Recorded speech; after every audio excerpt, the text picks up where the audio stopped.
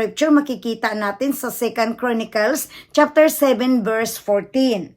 Ang sabi po dito sa ating scripture, "And my people who bear my name humble themselves, pray and seek my face, and turn from their evil ways, then I will hear from heaven, forgive their sin, and heal their land." This is the word of God today. Glory to God. So, basahin natin sa Tagalog po, translation.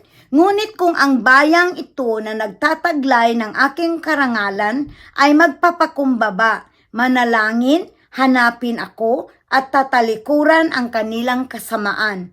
Pakinggan ko sila mula sa langit, patatawarin ko sila sa kanilang mga kasalanan, at muli ko pasasaganain ang kanilang lupain." Amen. Glory to God. So mga kapatid, itong scripture, 2 Chronicles chapter 7 verse 14, pinamagatan po natin ang ating text ngayon sa 2 Chronicles 7:14. The theme is or title, pinamagatan kong God's conditional promise of restoration and forgiveness to His people.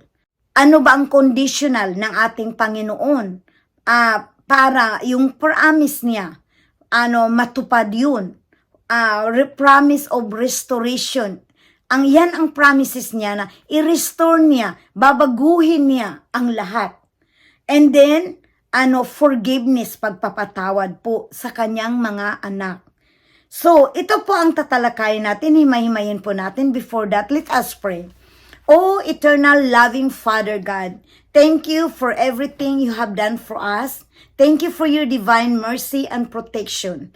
Thank you for completely healing of our physical, bad, whatever health problem. Thank you, Lord, that you touch it and you bring healing. In Jesus' name, hallelujah.